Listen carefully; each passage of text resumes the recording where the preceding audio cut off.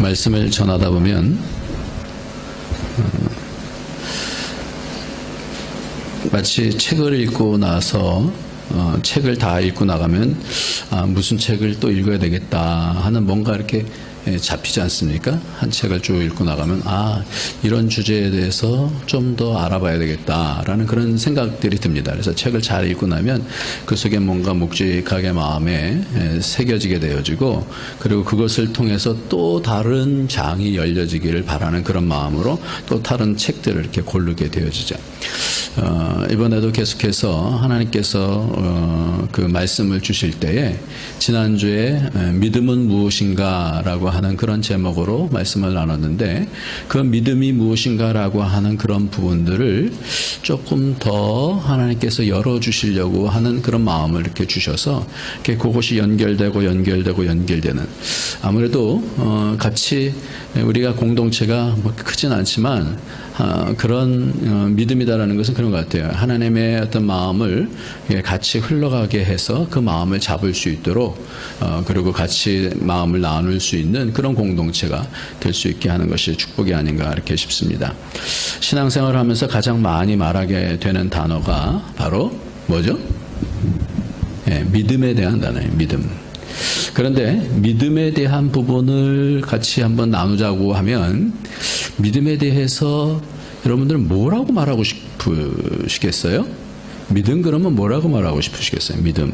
우리가 그렇게 오랜 동안 뭐 10수년, 뭐 20년, 30년 그렇게 믿음에 대한 얘기를 하는데, 믿음 그러면은 뭐라고 그러고 싶겠어요? 뭐라고 말할 수 있을까요? 믿음. 믿음이 뭡니까?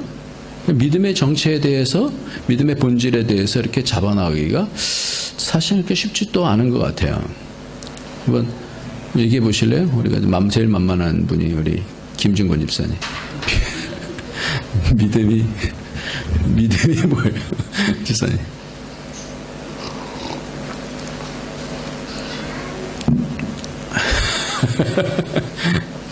당황하셨어요.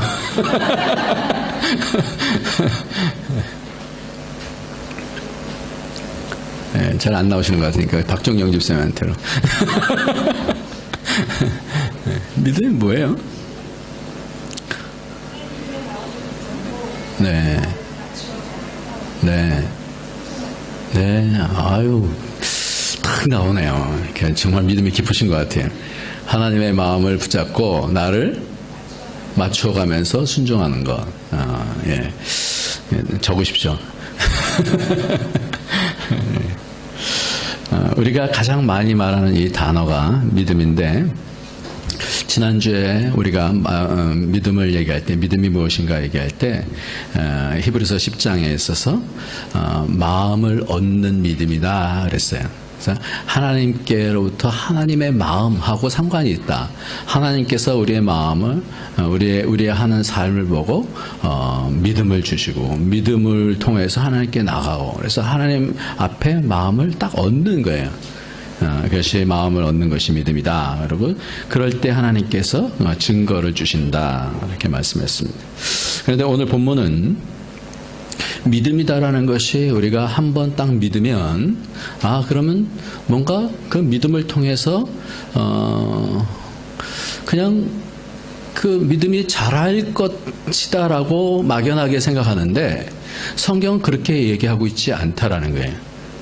오늘 본문 말씀을 보면 믿음에 관하여는 뭐라고요? 그냥 읽으셨군요. 아무 생각 없이. 다시 한번 19절 읽겠습니다. 믿음과 시작. 어떤 이들이 이 양심을 버렸고 그 믿음에 관하여는, 믿으면 그냥 믿는 건 줄 알고 있는데, 믿으면 믿는 걸로 끝나지 않고 뭐라고 얘기하고 있어요? 파선할 수 있다라고.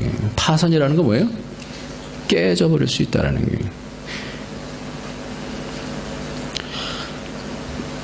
요즘 시대를 보면 이 파선은 너무나도 쉽게 보게 됩니다. 예전 같은 경우는 어떻게 믿음이 깨질 수가 있냐, 이 부분을 안 받았어요. 거의 한 번 믿으면 영원한 구원이고 영원한 믿음이지 무슨 믿음이 깨지냐 그렇게 얘기를 했어요. 믿으면 구원이다라고만 생각했는데, 근데 성경은 예나 지금이나 할 것 없이 계속해서 뭐라고 그래요? 믿음에서 파선한 사람이 있다 그렇게 얘기를 해요. 그러니까 믿음에서 파선하는 경우가 있고, 이 믿음 가운데 있어서도 믿음을 다 한 믿음으로 얘기하지 아니하고, 마태복음 6장 30절에 보면 오늘 있다가 내일 아궁이에 던지는 들풀도 하나님이 이렇게 입히시거든 하물며 너희일까 보냐 믿음이 적은 자들아 이렇게 얘기해요. 그러니까 믿음이다라는 게 적기도 하고, 백부장을 향해서는 이만한 믿음을 만나보지 못하였다 이렇게 얘기하면서 이만한 믿음, 그러니까 이방인인데도 불구하고 그 믿음이 이만하다라는 것은 이만큼 크다는 얘기 아니에요. 이렇게 큰 믿음은 내가 만나보지 못했다 그러면서 믿음이 적은 경우도 있고, 또 어떤 부모가 그 자식이 귀신 들리니까 데리고 왔어요.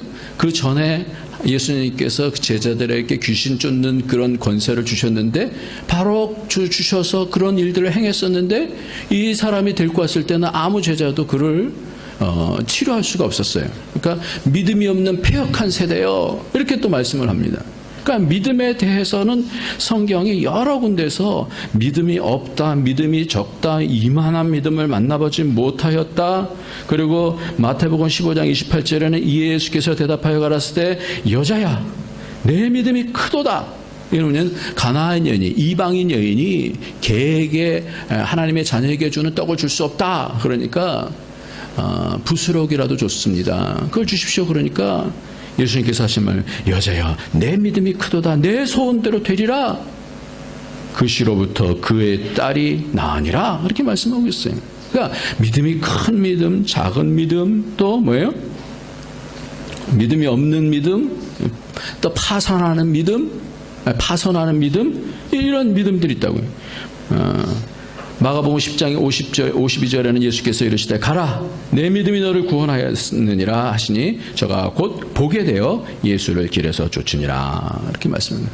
그러니까 믿음이다라는 것을 우리가 단순하게만 생각해서 내가 예수님 영접했으니까 나 믿고 있지 라고 생각하는 것만으로 끝날 수 없다라는 거예요.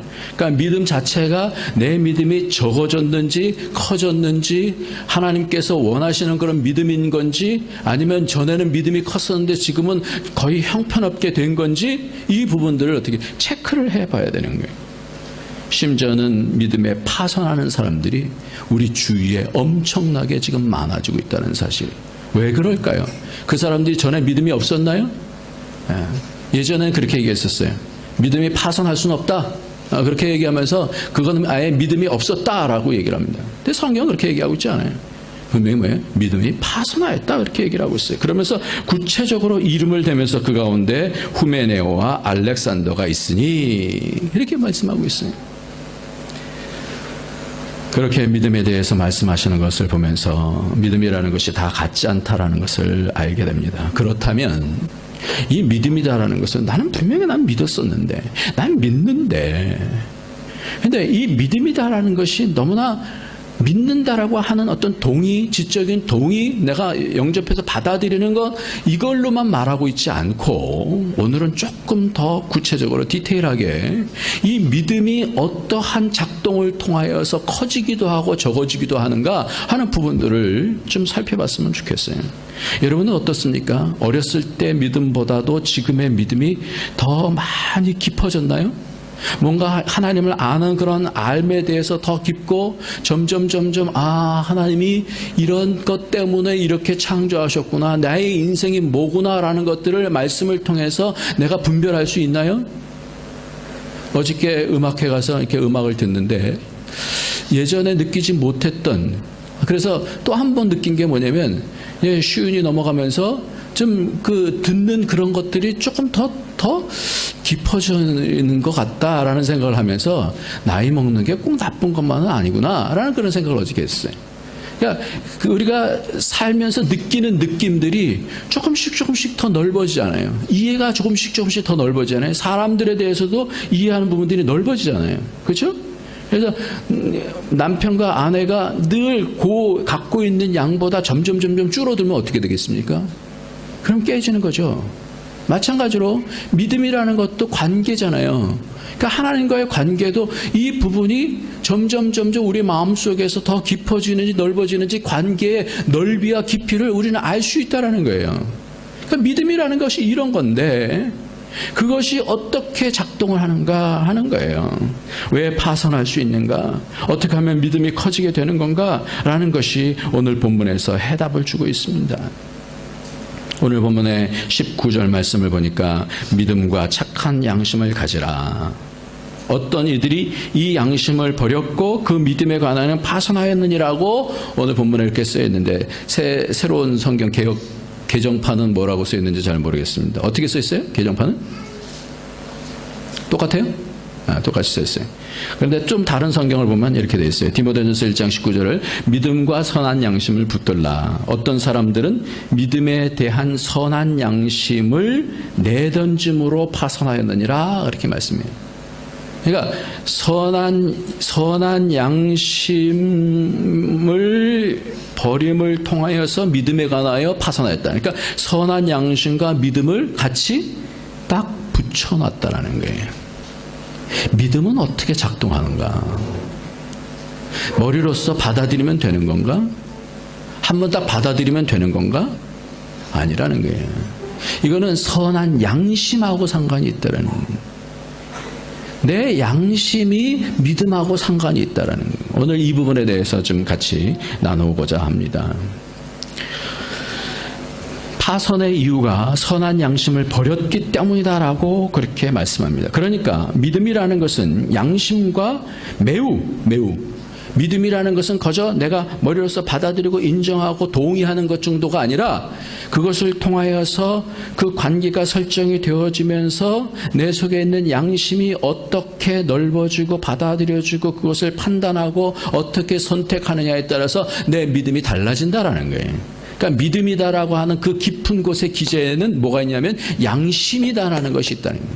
우리가 양심에 대해서는 믿음하고는 별로 그렇게 큰 상관관계를 많이 이렇게 연결하면서 생각하지 못하고 있는데, 그런데 오늘 성경 말씀을 보니까 이 양심이라는 것이 믿음하고 굉장히 큰 상관이 있다는 거예요. 좀 우리가 더 디테일하게 이 양심에 대한 부분을 오늘 좀 같이 보고자 합니다. 여러분들 첫사람 아담이 죄를 범죄한 후에 그에게는 어떤 믿음이 있었을까요? 첫사람 아담은 어떤 믿음이 있었을까요? 그 아담이 범죄한 후에는 그에게 양심이 있었을까요? 어땠을까요? 당연히 사람이니까 양심이 있었겠죠? 없었을까요? 있었겠죠? 네. 반응 좀 해주세요. 양심이 있었을 거예요. 그러니까 하나님께서 죄를 범죄한 아담을 향한 태도를 보면 왜 이렇게 말씀하시는지를 알 수 있게 돼요. 아담에게 죄를 범한 너 왜 죄를 범했어? 이렇게 얘기하지 않아요. 바로 심판하시지 않아요. 심판보다 중요한 것이 뭐냐면 그에게 묻는 거야. 아담아 부르시면서 뭐라 그래요? 네가 어디 있느냐? 이게 왜 그렇게 물을까요? 아담아 내가 어디 있느냐? 아담이 있는 것을 몰라서 그럴까요? 아니에요. 그러니까 아담이 대답하는 것이 뭐냐면 내가 벗었으므로 두려워하여 숨었나이다. 이게 뭐예요? 이게 양심의 반응이에요. 그는 원래 벗었어요. 그러나 벗지 않았어요. 내키도 했지만 몸은 벗었지만 그에게는 뭐가 입혀졌냐면 하나님의 영광의 옷이 입혀져 있었어요. 그런데 죄를 범함을 통하여서 그것이 어떻게 해요? 벗겨진 거예요. 그러니까 뭐가 느끼는 거예요? 그의 양심이 그의 영이 느끼는 거예요. 내가 벗었습니다. 수치스러워진 거예요. 뭐가 발동하는 거예요? 양심이 발동하는 거예요. 내가 벗었으므로 숨었나이다. 누가 내게 벗었음을 고하였느냐? 누가 내게 벗었음을 고하였느냐? 누가 고해요? 속에 있는 양심이 고하는 거예요. 부끄러운 거예요. 죄를 지으면 어떤 거예요? 속에서? 양심이 발동을 하는 거예요. 부끄러워지는 거예요. 하나님께서는 죄에 대한 문제, 믿음에 대한 문제를 얘기하면서 뭘 끄집어내냐면 그 마음을 깨우치는 거예요. 누가 내게 벗었음을 고하느냐. 믿음이라는 것이 하나님과의 굳건한 관계 속에서 있다가 죄를 통하여서 완전히 확 벗겨지니까, 그 영광이 벗겨지니까 하나님께서 그 가운데서 물어보시는 거예요. 분별하라는 거예요. 누가 너 벗었음을 고하였느냐. 누가 고해요? 고한 게 어디 있어요? 속에서 고하는 거죠. 고했다고요.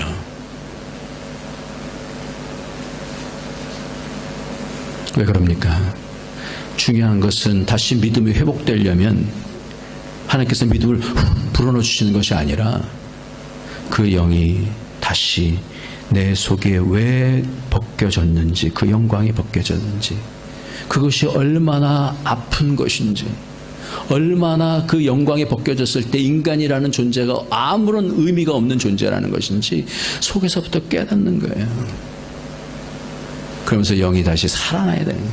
마치 양심이 다시 살아나야 되는 거예요. 그 다음 사람 가인은 어땠습니까? 범죄를 했어요. 제사를 드렸는데 얼굴빛부터 바뀐 거예요. 내가 분하여 하면 어찌미며 안색이 변하면 어찌미뇨? 하나님은 우리의 안색도 살피십니다. 가장 중요한 것이 기계적으로 죄를 졌냐 안 졌냐 이게 아니라 그가 죄를 지려고 하는 그런 상황 속에서 안색을 딱 보시면서 내가 분하여 하면 어찌미뇨? 네 마음속에 벌써 분이 있구나. 너 얼굴까지 변했구나. 그러면서 하시는 말씀이 내가 선을 행하면 어찌 낯을 들지 못하겠느냐. 선을 행치 않으면 죄가 문에 엎드리니라. 너 지금 굉장히 조심할 때야. 네 양심이 죄가 딱 들어와서 분노가 나서 뭔가를 하고 싶을 때에 딱 지적을 하면서 너 그때 선을 붙잡지 않으면 죄가 문 앞에 딱 엎드려서 선을 붙잡지 않을 때 훅 들어가 버리는 거예요. 그래서 신약성경에 보면 죄가 들어갔다라고 이렇게 표현하고 있어요. 우리의 양심이 얼마나 중요한 역할을 하는 것인지, 우리가 하나님과의 관계에 있어서, 죄의 관계에 있어서 우리의 양심이 얼마나 중요한 관계가 있는 것인지. 바로 양심은 하나님 앞에서 거울과 같아요. 우리가 양심이다라는 것은 사람과 사람과도 만났을 때는 마음과 마음을 이렇게 맞닿잖아요. 그렇듯이 마음에 있는 거리감이 있어요. 관계가 먼 사람은 거리가 멀어요. 뭐 그 사람이 뭐라고 해도 상관없어요. 근데 관계가 가까운 사람에게는 그 사람 한마디 한마디 말이 굉장히 중요하잖아요. 왜냐하면 마음에 그 거리가 가깝기 때문에 그런 거예요. 마찬가지로 믿음이다라는 것은 뭐냐면, 믿음이라는 것은 나만의 동의가 아니라 나와 하나님과의 거리가 아주 가까워진 것을 얘기하는 거예요. 그런데 죄로 말미암아 이 관계가 다 깨져버리잖아요. 그러니까 우리 양심은 그때를 느끼는 거예요. 마치 하나님 앞에서의 거울처럼 우리가 그것을 양심을 보면서 하나님 앞에서 내가 죄를 지을 때 굉장히 불편함을 느끼게 되어지는 그런 기절을 우리 속에 깨달을 수 있도록, 느낄 수 있도록 우리에게 뭘 주셨냐면 양심을 주셨다는 겁니다. 그래서 하나님을 다시 잡아야 되는지 가인은 많이 고민했을 거예요. 아담도 많이 고민했을 거예요. 네가 어디 있느냐 물어봤을 때, 네 안색이 변화했다라고 말씀할 때 그 양심이 어떻게 무엇을 잡아야 되느냐. 다시 하나님 말씀에 하나님 그게 무슨 뜻이죠? 아는 거예요. 속에서 분석하는 거예요. 하나님께서 이렇게 말씀하실 때에는 나에게 뭔가를 주시려고 하시는 건데 내가 어디 있는지 몰라서가 아니고 하나님께서 뭔가 나에게 주시려고 하는데 그 하나님을 붙잡고 하나님 내가 잘못했어요. 그러면서 회복이 되든지 아니면 내 고집을 통하여서 이 양심이 딱 문을 닫아버리든지 둘 중에 하나라는 거예요. 믿음이다라는 것은요, 우리의 심령을 좀 통찰해 봐야 돼요. 믿음이다라는 것이 너무나 구체적인 내 속의 반응들로 만들어지는 거예요. 믿음이. 예? 이 믿음이 거저 쑥 들어와서 믿음 믿었으니까 끝나, 이게 아니에요. 이렇게 기계적인 게 아니에요.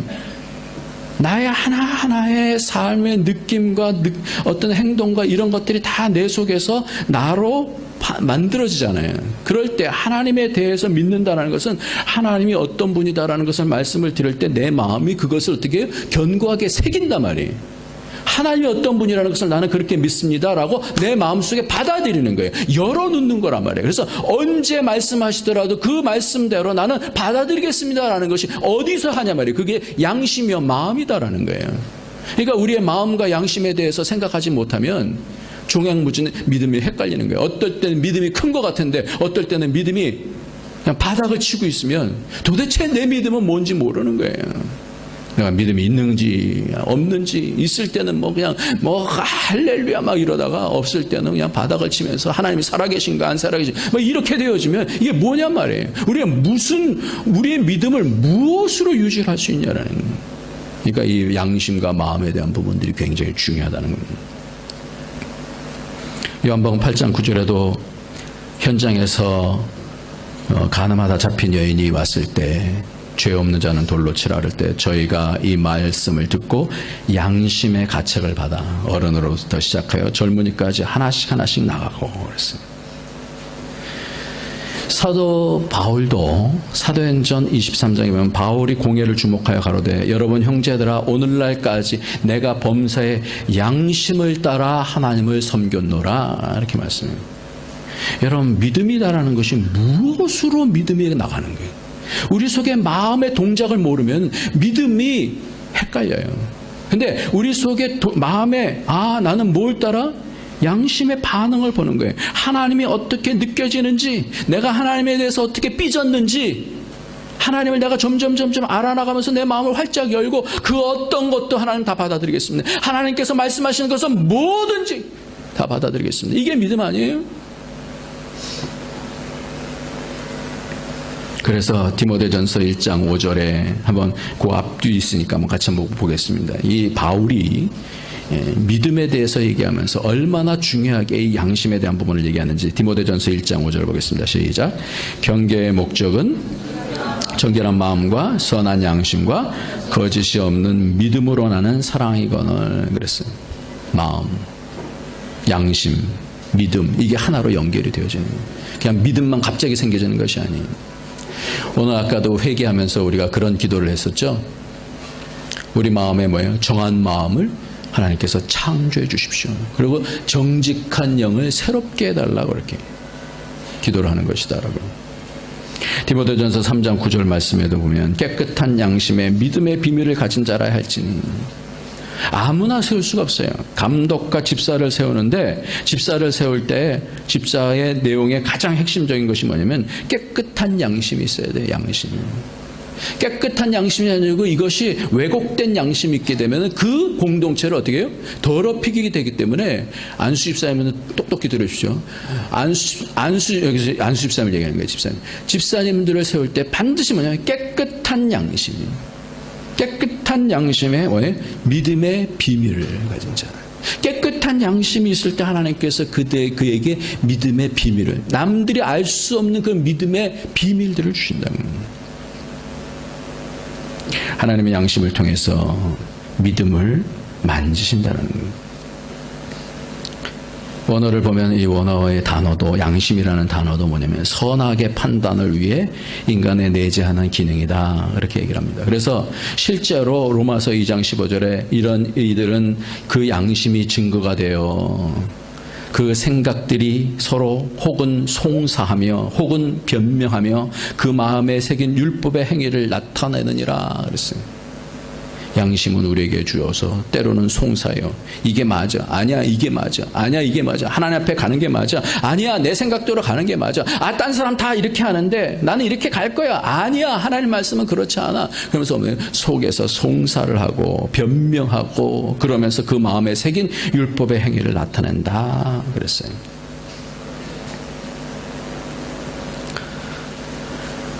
사전적인 의미는 네이버를 찾아보니까 사전에 이렇게 나와요. 사물의 가치를 변별하고 양심이라는 것이 자기의 행위에 대하여 옳고 그름과 선과 악의 판단을 내리는 도덕적인 의식이다 그러는데 이거는 한계가 있는 그 명제예요.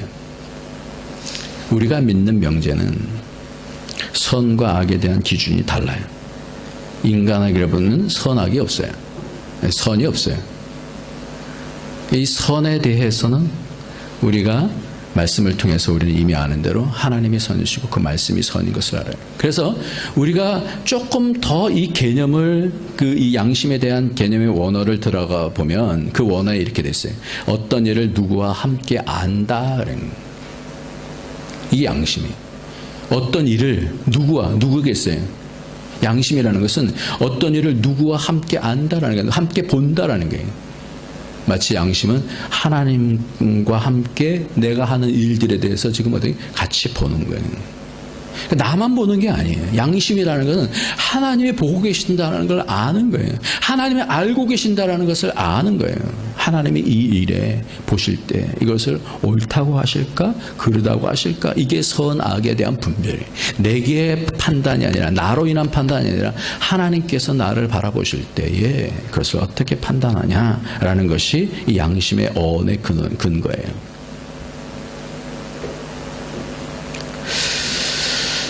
그런데 양심으로 끝나지 아니하고 계속해서 얘기하는 것이 선한 양심이. 그러니까 선한 양심이 있다면 어떤 양심이 또 있다는 거예요? 악한 양심이 있다는 거예요. 그러니까 양심이 선을 잡으면 선한 양심이 되어지고, 양심이 악을 잡으면 어떻게 되는 거예요? 악한 양심이 되어져요.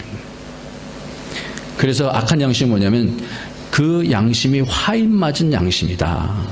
화인 맞은 양심이다. 지난번에 제가 지혜로운 건축자 세 번째를 하면서 이것이 알고 싶다라고 하는 그런 프로그램 가운데서 그 한수원의 그 자살하는 크리스찬에 대해서, 그 사람은 너무나 제가 이렇게 마음을 한번 이해해 보려고 그랬어요. 그 사람이 조직에 있으면서 그 조직 가운데서 많은 사람들이 다 그 틀 안에 있을 때 자기만 안 할 수가 없으니까 뇌물을 받은 것 같아요. 그래도 마음속에 얼마나 갈등이 되겠어요. 하나님 앞에서 보는 거예요. 다른 사람들은, 나는 다른 사람들 다, 세상 사람들은 다른 사람들 다 하면 그래 뭐 감옥에 갔다 오면 되지 뭐 이럴 수도 있는지 모르지만, 이 크리스천 마음속에는 뭐가 있었어요? 하나님 앞에서 그것이 도저히 뭐라고 말할 수 있는 그런 용기가 없었던 것 같아요. 정직하려고 애쓴 것 같아요. 그래서 우리는 믿음은 파손할 수도 있는데, 파손하게 되는 이유는 뭐냐면 선한 양심을 버리게 되어질 때 파손하게. 그 파손한 믿음 가운데는 후메네오와 알렉산더가 있더라고 그 이름까지 말씀하고 있어요. 그러면서 그들을 사단에게 내어주었다라고 말씀합니다. 왜냐하면 왜 사단에게 내어줬다 그래요? 회방할까 봐. 양심이 선한 양심을 잃어버리고 무뎌지고 화인 맞은 양심이 되어지면 그 공동체를 더럽힙니다. 별것 아닌 것 같아도요, 첫 번째로 하나님을 붙잡지 않게 되면 자기 자신이 부패하게 돼요. 그러다 그것이 점점 더 커지게 되어지면 어떻게 돼요? 화인 맞은 양심이 되어가면 공동체를 더럽히게 되어져요. 그래서 20절 말씀에 내어준 것은, 사단에게 내어준 것은 저희로 징계를 받아 회방하지 말게 하려 함이라. 디모데전서 4장에 보면 이 양심에 대해서 디모데에게 아주 자세하게 가르쳐 주는데, 4장 1절 2절을 보면 이것이 뭐가 화인 맞은 양심인지를 알 수 있게 해줍니다. 4장 1절 2절 시작. 그러나 성령이 밝히 말씀하시기를 후일에 어떤 사람들이 믿음에서 떠나 미혹해하는 영과 귀신의 가르침을 좋지를 하셨으니 자기 양심이 화인 맞아서 외식함으로 거짓말하는 자들이니라. 화인 맞게 되는 그 과정들을 보여주고 있는데요. 양심에 화인 맞으면, 화인 맞게 되는 이유가 뭐냐면 외식이에요. 외식과 거짓말을 하게 되어지면 나중에 어떻게 되냐면 믿음에서 떠나게 되어지고 미혹하는 영과 귀신의 가르침을 좇게 되어진다는 얘기예요. 굉장히 무섭잖아요.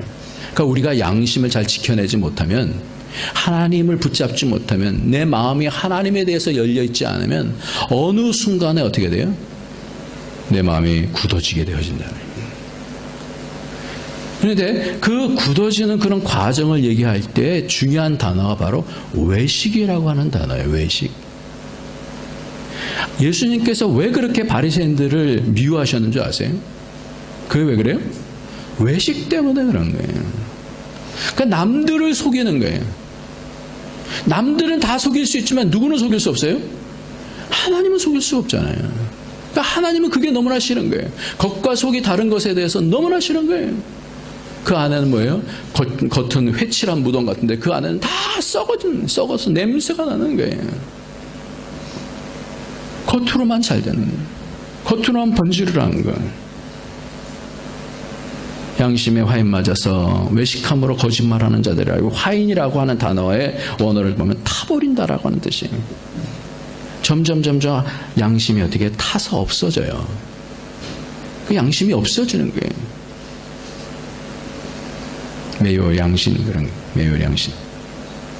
외식으로 거짓말을 하게 되어지고, 거짓말이 더 많아지면은 믿음에서 떠나가게 되고, 미혹하는 영과 귀신의 가르침을 쫓게 되어진다. 그래서 주님은 이 외식을 경고를 많이 했습니다. 지난 주간에 우리 전 선생님이 이번에 어디 딴 데로 가기 때문에 말씀 좀 전해 주십시오, 그렇게 부탁을 드렸어요. 그래서 목요일날 말씀을 전해 주셨는데 사케오에 대한 얘기를 했어요. 사케오에 대한 얘기를 말씀을 전하는데 제 마음속에 이렇게 딱 오는 게 있었는데, 그게 뭐냐면 사케오가 세리장이잖아요. 근데 세리장인데 세리장이 왜 예수님 앞에서만 변하게 됐을까? 왜 바리새인 앞에서는 변하게 되지 않았을까? 그런 얘기를 하시더라고요. 바리새인들을 성경에서 뭐라고 표현하냐면, 바리새인들은 지난번에 우리 같이 봤는데 돈을 사랑하는 자라 이렇게 얘기했어요. 그게 뭐냐면 사케오도 자기가 돈을 사랑하는 사람 아니에요. 그러니까 자기 마음이 다 알아요. 근데 바리새인 같은 경우 뭐예요? 겉으로 뭐 하나님의 말씀을 많이 안다 하지만 그 사람들이 돈을 사랑하는 걸 알아요. 종교를 통해서 돈을 사랑하는 것을 알게 되어진 거예요. 그러니까 그 사람들 앞에서는 변화가 없다라는 거예요. 사람들은요 다 압니다. 마음으로 다 판단을 합니다. 만나면 서로에 대한 마음들을 헤아리기 시작합니다. 그러나 예수님의 인격을 만났을 때에 그는 예수님 앞에 자기가 만일 토색한 것이 있으면 4배로 갚겠습니다. 그래서 완전히 돌아서게 되어진다. 변화가 되어진다 그랬어요. 그 마음을 봤을 때 자기 마음을 어떻게 깨버리는 거예요. 그래서 회개가 중요한 거예요. 회개가. 오늘 이 말씀 같이 한번 읽겠습니다. 히브리서 말씀입니다.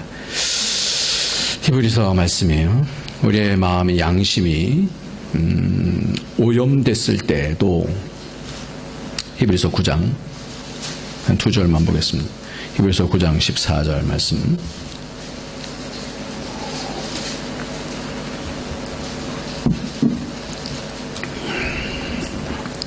히브리서 9장 14절 말씀이 있습니다. 하물며 시작. 하물며 영원하신 성령으로 말미암아 흠없는 자기를 하나님께 드린 그리스도의 피가 어찌 너의 양심으로 죽은 행실에서 깨끗하게 하고 살아계신 하나님을 섬기게 못하겠느뇨. 우리의 양심이 회복되는 것은 어린 양 되시는 예수 그리스도의 피가 우리는 잘 이 피의 성능을 잘 이해 못할 수도 있어요. 그러나 이 피의 성능을 제가 전에 태국에 갔을 때 조금 이렇게 봤는데요. 독사쇼를 하는데, 독사쇼를 하는 사람들이 독사를 가지고 막 장난치더라고요. 언제 물릴지 몰라요. 그 뱀을 딱 잡더니 유리컵에다 쫙 하니까 독이 줄줄줄줄 나와요. 그러니까 이것에 물리면 그 자리에서 좀 있다가 바로 죽는 거예요. 근데 이 사람들이 어떻게 이렇게 쇼를 할까? 그 옆에 있는 그림이 있었어요. 제가 예전부터 약간 그런 상식이 있었는데, 그 옆에 있는 그림이 있는데 말에 대한 그림이 있었어요. 제가 거기에 태국어로 써 있으니까 하나는 모르죠. 근데 아는 게 있었어요. 왜 저 말을 그렸는지 제가 알아요. 코브라의 독에 물리면, 그러니까 독사의 독에 물리면 그 독이 몸에 퍼져 들어갈 때에 해독제가 있는데, 그 해독제가 뭐냐면 말의 피의 혈청이에요. 저는 그런 사인들을 하나님께서 이 땅을 창조하시면서 주셨다라고 생각해요. 예수 그리스도의 피가 우리가 독에 빠져 있는, 독에 퍼져서 우리가 죽게 되는, 죄에 빠져서 죽게 되어 있는 자들, 예수의 그리스도의 피가 우리를 정결케 하신다는 말씀입니다. 우리는 그런 부분들을 받아들여요. 믿어요. 그러면서 회복되어지는 거예요. 하나님과의 관계가 회복되어지는 거예요. 하나님의 사랑에 대해서 회복되어지는 거예요. 히브리서 10장 22절 한번 더 보겠습니다. 히브리서 10장 22절. 우리가 시작. 우리가 마음의 뿌림을 받아 양심의 악을 깨닫고 몸을 맑은 물로 씻었으니 참마음과 온전한 믿음으로 하나님께 나아가자. 너무나 뚜렷하게 말씀하고 있잖아요. 양심의 악을 깨닫고 마음의 뿌림을 받아. 뭐의 뿌림이? 핏뿌림이에요. 핏뿌림. 핏뿌림을 받아서 양심의 악을 깨닫고 이 모든 죄악 때문에 우리 주님께서 돌아가셨는데 깨닫고 맑은 물로 씻었으니 참마음과 온전한 믿음으로 하나님께 나아가자. 그 다음에 있는 히브리서 11장의 말씀은 바로 그런 사람들에 대한 얘기예요. 믿음이라는 것이 뭐냐? 믿음으로 아벨은 어떠한 제사를 드렸고 하나님의 마음속에 있는 핵심을 잡은 거예요. 내 마음이, 내 양심이 하나님의 마음의 핵심을 잡는 거예요. 이게 믿음이에요. 노아 같은 경우는 그 믿음을 어떻게 표현하냐면 하나님의 눈 속에 있는 은혜를 발견했다라고 그렇게 얘기를 하고 있어요. 하나님의 눈을 마주칠 수 있는 거예요. 이게 믿음이에요. 믿음이 다른 게 아니라 내 양심이, 가인과 같은 경우는 하나님 앞에 죄를 범하니까 어떻게 해요? 왜 어찌하여 너는 낯을 들지 못하느냐 그러지? 머리를 푹 숙이는 거예요. 믿음은 어떤 관계냐면 믿음이라는 것은 눈을 탁 떠서 그 눈을 바라보면서 하나님이 나를 구원해 주십니다. 그 눈빛으로 보면 알 수 있는 거예요. 여러분들 예배 드릴 때도 이렇게 쭉 보면요, 예배 가운데 하나님 앞에 나가는 사람들이 있고 그렇지 못한 사람들은 없어요. 다 예배 잘 드리고 계세요.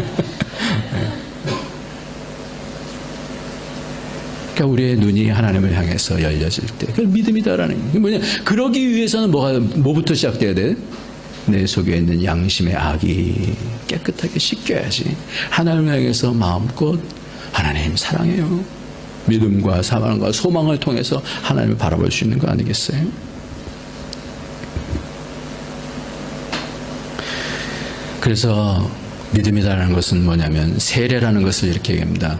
베드로전서 3장 21절에 선한 양심이, 세례라는 것이 다른 게 아니라 그냥 씻는 것 정도가 아니라 선한 양심이 하나님을 향해서 찾아가는 것이다. 저는 이 말씀을 너무너무 좋아해요. 선한 양심이 이제 회복이 되어져서 그전까지만 해도 피해 있고 눌려 있고 세상밖에 없기 때문에 이랬던 심령이 눈이 탁 열리면서 하나님에 대해서 선한 양심이 열려서 하나님이 나를 구원해 주심을 감격하면서 하나님에 대해서 달려가는 거예요. 그게 얼마나 큰 축복입니까? 예수 그리스도의 죽으심과 부활하심으로 말미암아, 그래서 물은 예수 그리스도의 부활하심으로 말미암아 이제 너희를 구원하는 편이 곧 세례라 육체의 더러운 것을 제하여 버림이 아니요 오직 선한 양심이 하나님을 향하여 찾아가는 것이라 했습니다. 이제 믿음 얘기할 때는 항상 생각해야 될 것이 뭐냐면 내 양심이 하나님을 향해서 서 있나? 이거 보면 내 믿음이 하나님을 향해서 점점 달려가고 있나? 이걸 보면은 내 믿음이 점점 자라는 것인지, 아니면 나는 믿음이 컸다라고 얘기하는데 하나님을 볼 면목이 없어. 그런 믿음이 점점 줄어들고 나중에는 파산하는 데까지 갈 수 있다는 거예요. 여러분, 믿음을 지키시기를 예수님의 이름으로 축원합니다. 그것이 뭐냐? 선한 양심이 늘 하나님이 선하시다는 걸 알기 때문에 하나님을 향해서 열어놓는 것이 선한 양심이에요. 가령 예를 들어서 어떤 사람이 처음에 남의 물건을 도둑질할 때 양심이 불안합니다. 속이 두근두근거리고 양심이 불안합니다. 그런데 불구하고 도둑질을 한 번 하고 두 번 하면 불안이 적어집니다. 3번 하고 4번 하고 5번 하고 10번 해보십시오. 도둑질에 대한 불안이 없어집니다. 뻔뻔해집니다. 화인 맞은 거예요. 가령 공무원이 있는데 처음에 어떤 사람에게 부탁을 들어주고 뇌물을 얼마 받을 때는 양심이 불안합니다. 이거 내가 받아도 되나? 내가 나라 일을 하는 사람이 뇌물을 받아도 되나? 양심이 불안하지만 그냥 받습니다. 그런데 이것이 한 번, 두 번, 세 번, 네 번 습관이 되다 보면 나중에 그것이 뭐냐면 무소불위의 권위가 돼요. 권위가. 이번에 보니까 그 서울시의원이 그렇게 그 자리에 애를 써서 잡으려고 했던 것이 그 권세가 있기 때문에, 돈으로 줄 수 있는 권세가 있기 때문에. 아직까지 다 판결난 건 아니지만 사람이 그럴 수 있어요. 그러니까 그리스도인이 믿음이다라는 것은 뭐냐면 우리의 삶하고 굉장히 밀접한 연관이 있는데, 그 밀접한 연관이 어디에 있느냐? 우리의 양심에 있다는 거예요. 어제 아들과 함께 제가 차를 못 탔어요. 그래서 그냥 막 떼약볕에 집으로 다시 가갖고 아들한테 전화했더니 교회에 있다고 그래서 그럼 아들랑 같이 가자 그랬고 둘이 이렇게 가면서 생각을 했어요. 내일 이제 한국에 이제 들어가기 때문에. 그래서 하나님께서 이렇게 둘이 가면서 얘기를 하게 해주셨구나 이런 생각을 하면서 갔어요. 그러면서 얘기했어요. 인생에 대해서 이제 자기가 살아가야 되니까. 그래서 성경에서 가장 중요한 게 뭔 줄 아니? 선악과다. 선악과. 하나님께서 제일 처음 주신 선악과야. 선악을 분별해야 되는 거예요. 선악을 잘 분별해야 되는 거예요. 그 선악을 분별하는 것이 뭐냐? 하나님 앞에 서는 거예요. 선이신 하나님 앞에 서는 것이다. 제가 그것만 잘 되면 우리 아들을 참 그 하나님 앞에서만 잘 서 있으면 더 이상 뭐가 있겠어요? 그것이 전 전부인 줄 믿습니다. 내 아들이 하나님 앞에 서 있고, 여러분들이 하나님 앞에 서 있고, 저도 하나님 앞에 서 있는 거, 선이신 하나님 앞에 서 있게 되어지면 그 선한 양심이 하나님 향해서 열려만 있다면 더 이상 바랄 게 뭐가 있겠어요? 하나님께서 책임져 주실 텐데, 선하신 하나님께서 열려져 있는 양심 가운데 하나님께서 복을 쌓아 주실 줄 믿습니다. 저는 그런 부분들을 이 바울이 디모데에게 한 내용을 보면서 확인하는 거예요. 오늘 디모데 1장에 있는 18절서부터 20절까지 말씀을 봅니다만은 이 선에 대한 얘기를 디모데하고 디도에게 계속해서 해주고 있어요. 오늘 그것만 확인하고 우리 마치도록 하겠습니다. 오늘 디모데전서 1장에 보니까 1장에 선이다라고 하는 단어가 오늘 18절 가운데서 아들아, 아들 디모데야. 18절 한번 같이 읽겠습니다. 18절, 19절 시작. 아들 디모데야, 내가 내게 이 경계로서 명하노니 전에 너를 지도한 예언을 따라 그것으로 선한 싸움을 싸우며 믿음과 선한 양심을 가지라. 어떤 이들이 이 양심을 버렸고 그 믿음에 관하여는 파선하였느니라. 뭘 가르쳐주고 싶기는? 자기의 아들인 이제 목회자가 되어져 있는 이 디모데에게 양아들이지만 그 디모데에게 가르쳐주고 싶은 것은 뭐냐면 믿음에 관한 부분을 가르쳐야 되는데 어떤 사람은 파선했지. 너는 이 선한 싸움을 싸워야 돼. 선을 위해서 싸워야 돼. 하나님을 위해서 싸워야 돼. 그것을 가르치고 그리고 선한 양심을 가지라. 그리고 2장 3절에 보면 이것이 우리 구주 하나님 앞에서 선하고, 2장 10절에는 오직 선행을 하기를 원하라. 3장 1절에는 선한 일을 사모한다 하미로다. 7절에는 의인에게도 선한 증거를 얻은 자라야 할지니. 4장에도 마찬가지로 4장 4절에는 하나님이 지으신 모든 것이 선함에, 4장 6절에 선한 일꾼, 선한 교훈. 계속해서 디도서, 디모데전서를 여러분 한번 디모데 전후서를 읽어보면 선으로 그냥 도배를 했어요. 도배를 했어요.